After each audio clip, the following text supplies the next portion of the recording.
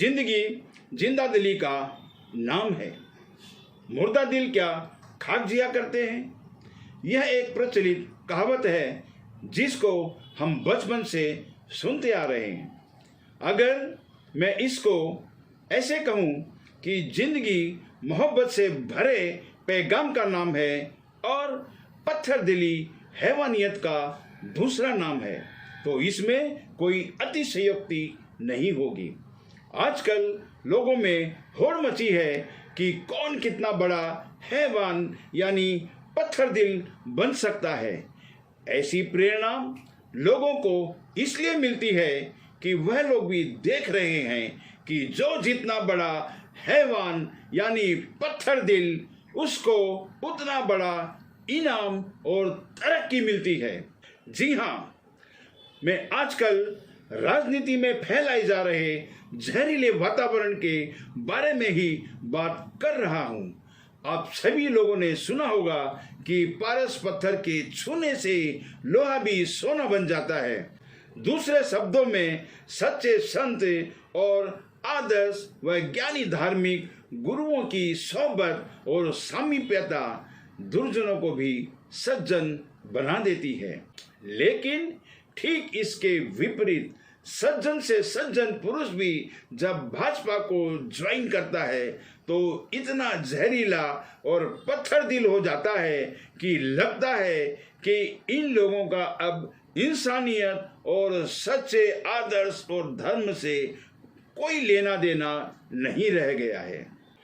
मैं इसके कुछ उदाहरण दे सकता हूँ, जैसे कि कपिल मिश्रा, अनुपम खेर व मिथुन चक्रवर्ती इत्यादि। कपिल मिश्रा जब आम आदमी पार्टी में थे तो भाजपा को पानी पी पी कर कोसा करते थे। आदर्शों और इंसानियत से भरे हुए भाषण दिया करते थे। लेकिन जब से उन्होंने भाजपा को ज्वाइन किया है, इतने जहरीले और हैवानियत वाले भाषण देते हैं कि हैरानी होती है कि कोई इंसान इतना कैसे बदल सकता है।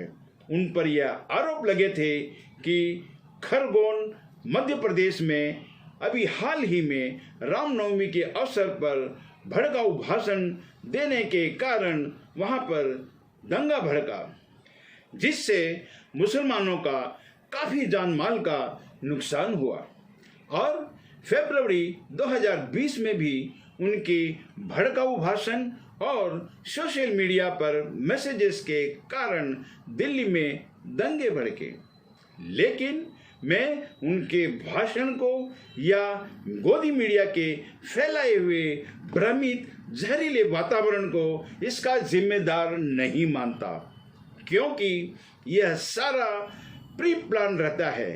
एक संप्रदाय की जान माल का नुकसान करने के लिए पहले से ही एक हैवानों की फौज तैयार रहती है। सिर्फ नाम के लिए किसी नेता का जहरीला भाषण करा दिया जाता है ताकि उस फर्जी सांप्रदायिक दंगे का आरोप उस पर लग जाए और इस हैवानियत के असली खिलाड़ियों का चेहरा सबके सामने न आ सके।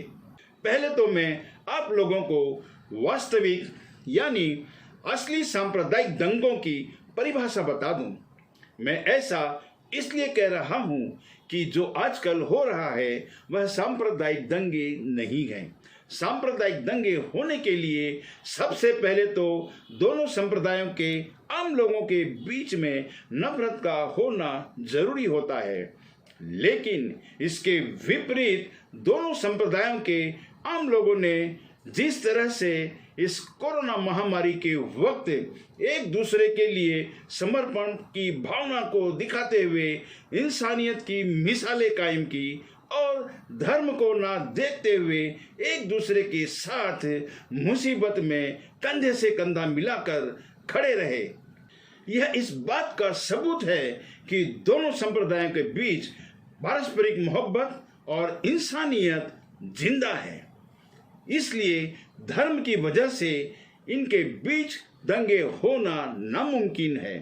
दूसरा कारण, किसी धार्मिक या अप्रिय घटना घटने के बाद दोनों संप्रदायों के राजनेता और धर्म गुरु एक दूसरे के खिलाफ जहर उगलते रहने के कारण धीरे धीरे माहौल खराब होने की आशंका रहती है। लेकिन आजकल के फर्जी दंगों के पहले सिर्फ भाजपा का ही कोई एकाध नेता ही जहर उगलता हुआ दिखता है। दूसरी तरफ से कोई भी रिएक्शंस नहीं होती है। ताली दोनों हाथ से बजती है, एक से कभी नहीं बज सकती।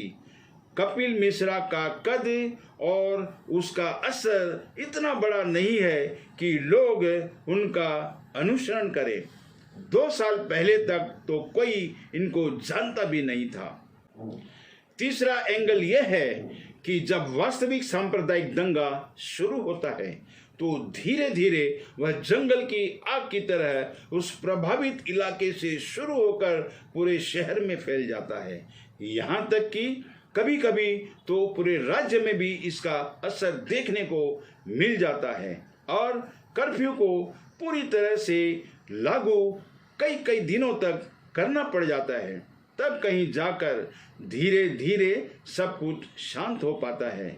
लेकिन आजकल आप लोग देख रहे होंगे कि एक खास संगठन के लोग धार्मिक अवसरों का सहारा लेकर मुसलमानों के इलाकों से जुलूस निकालते हैं और उनके धार्मिक स्थलों और घरों पर पत्थरबाजी करते हुए उन लोगों को भड़काने की कोशिश करते हैं, ताकि जब वे लोग इसका विरोध करें या अपना बचाव करें तो जुलूस के साथ चलती हुई पुलिस के द्वारा उनको गिरफ्तार कर लिया जाए और तत्काल प्रभाव से उनके घरों पर भी बुलडोजर चला दिया जाता है।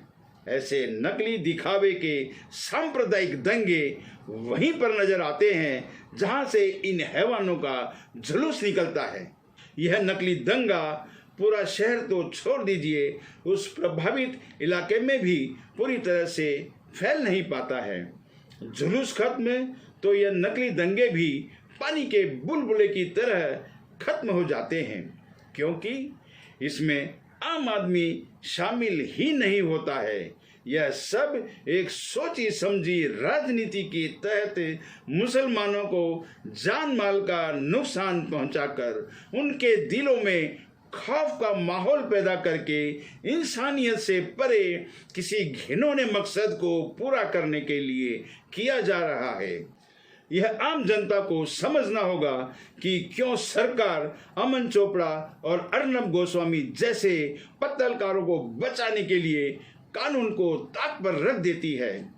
सैया भय कोतवाल तो अब डर काहे का की तर्ज पर और हैवानों की हैवानियत के सीसीटीवी फुटेज के सबूत होने के बावजूद उनको बचा लेती है। सरकार इन जैसे लोगों को न सिर्फ बचाती है बल्कि इनामों से भी नवाज देती है। जिसका जितना बड़ा कुकर्म उसका उतना बड़ा इनाम।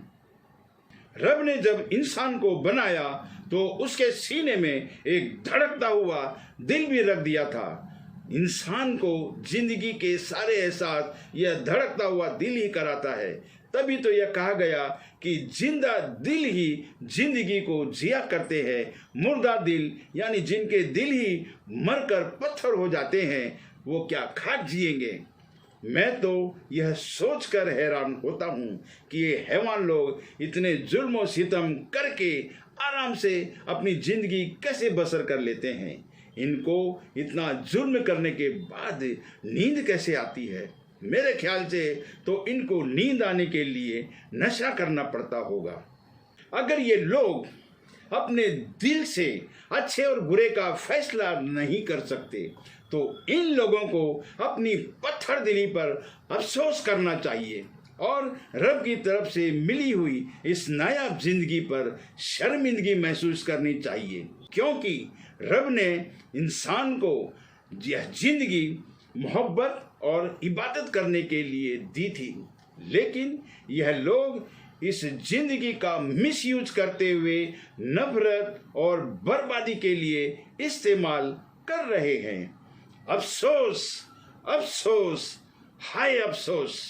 आजकल जो हो रहा है उसका मुझे बहुत ज़्यादा दुख होता है। इसी के साथ मैं आप लोगों से भारी मन से विदा लेता हूँ। जो लोग मेरे चैनल पर नए हैं प्लीज़ सब्सक्राइब कर लें और बेल आइकन के बटन को भी दबा दें ताकि मेरे नए वीडियोज़ की नोटिफिकेशंस आप लोगों को मिलती रहे।